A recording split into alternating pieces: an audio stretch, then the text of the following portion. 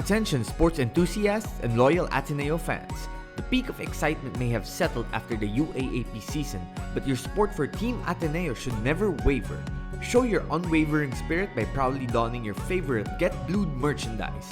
We have amazing news for you. You can now find the most extensive selection of authentic Ateneo gear at both Shopee Mall and Laz Mall. Gear up and embrace the blue and white pride with Get Blued's top-notch apparel.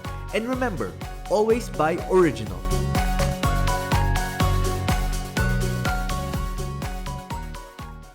Okay, so Ron, thanks for joining me. I appreciate the time. It's not every day I get to speak to someone who one day I might call the number one pick in the NBA draft. I know we're a long way from that. I know you've got work to do until then. I know you've got goals you want to accomplish. But with the draft less than a year away, and that's going to come like really quickly, and you have maybe like a finite amount of time to work on your game. Where are you at mentally, physically, and everything in between? I feel like mentally, well, with me being with G League, I feel like this is one of the best decisions I could have made in my life. Coach Hart, the whole coaching staff just do a great job of just preparing us on and off the court. And physically, the same as on and off the court, everything that they're doing for the whole team, I feel like they're doing a great job preparing us to getting us to accomplish our dreams. From the time you joined G League Ignite to where you are now, how much better would you say you are as a basketball player and also as just a professional? Because that's one of the pros of being in the G League, right? This early, Just, it's you get to be like not lectured, but you get to have an experience on what it's like being a pro in the NBA eventually. I say I've made a huge jump from high school to pros. Like I said, I want to commend to Coach Hart and really everybody that's in my circle right now when it comes to me being in the G League. Nobody's letting anything slip for chance. There's no laziness going on. There's nothing but straight player development work and off court things is things that I need to know to help me have a successful career. That's awesome. Now I want to rewind a little bit. Where did your love for basketball start? Were you one of those kids who played from like an early age, 3 years old, you've got a ball in your hands already, or were you one of the late bloomers? I say it's hard. It's hard to say because growing up, I was just a competitor. I was a multi-sport athlete, but I played basketball when I started playing basketball when I was 5. But I feel like I really fell in love with the game coming around 7th, 8th grade. I just seeing all the guys that really I was just a huge fan of just playing the game and seeing what they're doing with their career and how much they're making out of it is just something that I really wanted to do. Who first put a basketball in your hand, or who introduced you to the game that made you eventually fall in love with it? I say my uncles, all of my Hmm. uncles. Right. And did they used to like play, go hard on you when you were a kid too? I Teach you how mean, it was like? I wouldn't call it going hard, but I say that, like I said, I come from a competitive family and losing was never an option. Do you have siblings? Yes, I have an older sister. Yeah, okay. Was your older sister competitive with you in little games like board games, sports, and whatnot at home? Anything that had a score or that could be won, it was competitive in my family. She played volleyball, and Mm. I mean, like I said, I was a multi-sport athlete. Not saying I'm the best volleyball player, but me and her can take it back to volleyball if it came down to it. Like we gonna compete. Do you have a funny story from home with your sister that you remember until today that kind of stays with you? I'll have to really think about that. We could come back to that one. All right, we'll come back to that one. But then, who were your other influences? And it doesn't necessarily have to be someone who was in your family or close circle, but someone maybe you idolized growing up, someone you wanted to emulate growing up. I say I idolized Kevin Garnett growing up. It's just his mindset was just how passionate he was, not only about basketball, but just off court things too. People thought something was really wrong with him, but it was just, nah, he just really loved what he doing. He has so much passion for it. Did you try to copy KG's playing style in the court too? And which other players did you take things from? Play style wise, not really, but mentality wise, yes, I did. Growing Mm, up, I feel like I was one of those kids that had, what I'm saying, the same as everybody, Kevin Durant, looking up because I was mm. known as being a tall, lanky guard that could hoop. But now that I'm like more mature and realizing where am I going to be in the league, I feel like I've really been studying Michael Bridges a whole lot. Mikal Bridges, is that because of his defense or the overall package? overall package, but it started with his defense. He wasn't one of those all stars. His job was just to guard the best player and hit open shots when it's his time to hit it. But now that he's showing the world that he can do that, and when his time came, he showed that he can do a little more than that, and now he is where he is today. Have you gotten to meet Mikel yet? Maybe learn a few things from him? I've met him at. They were down here for before they left. I forgot where they just were before they left for the USA games. But yeah, I got to meet him Mm-mm. down here when they were while they were practicing. And what was that experience like? It was good just showing that. Knowing that he had things to say like just keep going and just grind. And really, his words to me was just. Everything is moving real fast, but don't let nothing slow you down, and don't let nobody speed you up. Go at your pace. LaSalle fans and Animo supporters, the crown is back in Taft. Now is the best time to secure the most incredible DLSU merchandise in the market to celebrate the Lady Spikers title conquest of Season 85. Green Blooded Championship t-shirt is something you do not want to miss out on. It comes in 3 different colors with the name of each champion spiker on the back, names that will be remembered forever. What better way to celebrate this unforgettable season? So visit Green Blooded on Shopee now and show off your Animo spirit.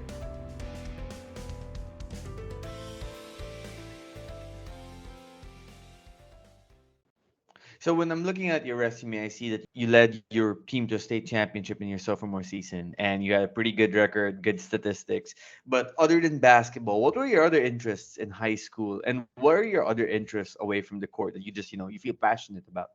Is that question meaning like my other hobbies and stuff? Yeah, your other hobbies, things you do in your free time, just being a human being. My free time really, I just enjoy being with my family. Anything that has to do with my family, if it's going outside or going on the walk, going shopping, anything, I just love being with my family. But on my own, I really like to go shopping. I like to say I can play the drums. If it came down to it, like teaching lessons and stuff, I couldn't do that. But if you put a drum set in front of me, I can put a little something together. So are we gonna see you with your fits next season in the NBA or even this season in the G League? You got some outfits prepared already? Oh yeah, definitely for sure. My sister's Yeah. definitely going to be helping me out with that. She's so big on fashion and design. Awesome, awesome. You grew up in Texas. I'm curious, what makes young basketball players in Texas different from the rest of the United States? I say what makes us different is we play with a chip on our shoulder. We really don't really get complacent about anything, and we really don't feed into and look into a lot of social media when it's talking about who's the mecca of basketball. Really, we just go out there showing that why we deserve to be in that top conversation of where the best hoopers come out, what state the best hoopers come out of. But we just go out there trying to play our game. Awesome, awesome. Definitely. And there have been a lot of great players over the years who come out from Texas too. So you have been ranked pretty high in, high school rankings, ESPN 247 Sports Rivals. ESPN had you number 2, 247 I believe had you number 1, Rivals had you number 5. That kind of um, spotlight, what does it do to you? Does it motivate you? Does it maybe add some pressure? Or do you like to ignore that kind of stuff? Everybody's different, but for me, I just looked at it as like, and my circle really helped me out with this. I looked at it like it's a blessing. It's a Mm. blessing because it's like now everybody's gunning for you, and you're gonna get everybody's best every time you step on the court with them. And your life is like under a microscope. But from what I know from being in high school, being ranked so high, is that you got to watch what you're doing. And what I mean by that is like everything is about like when the NIL thing come out, it's like if you're so big on, what I'm saying, going outside and stuff like that, it's like you need to watch what you're doing and be careful because somebody's always watching you. You'll never know who it is. Yeah, that's for sure. Where did you learn to be so mature? Because I'm noticing a good level of maturity from you from a young age. You're not like other players who they might let the success get to their head early. Do you credit that to your friends, the family around you? How do you stay level-headed? I say, really growing up, I just hung around older people and I knew how to, I gained a lot of information from hanging out with them. It comes from my family as well. They just, like I said, I know how to just talk to my family and they tell me right from wrong. But growing up, I learned from mistakes in the past. But like I said, I grew from them and everything. Like I said, it just came from me hanging out with older people. You mentioned you've learned from mistakes in the past. I'm curious, was there one specific lesson or mistake that you keep with you till today to, keep you in that state of level-headed? When it comes to cleaning a home or office, most people just know the basics. Mopping the floor, wiping off dust and dirt is pretty standard. While all that can make a place look clean, it doesn't mean it is clean. Making a place truly clean and virus-free requires a professional help. That's where the cleaning coach comes in. The cleaning coach provides outstanding general cleaning, commercial cleaning, post-construction cleanup, upholstery cleaning, floor, carpet cleaning, aircon cleaning, and disinfection at a very reasonable price. The cleaning coach and his team will do all the scrubbing, dusting, polishing, disinfecting, and sanitizing, so you won't have to. Making your place look clean that you can also smell and feel. You will experience the difference. Now that's stress-free cleaning to a better normal, done professionally by the cleaning coach. Contact the cleaning coach today to learn more.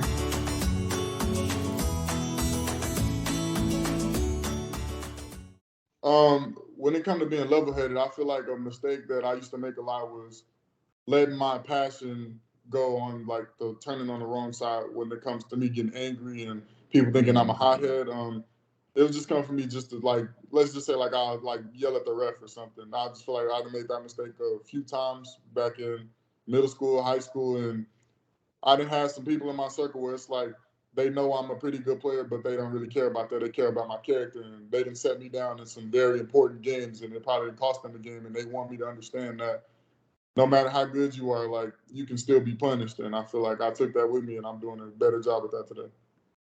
For sure, for sure. Do you like playing NBA 2K like other young guys your age? I'm not really into 2K. No, I'm not.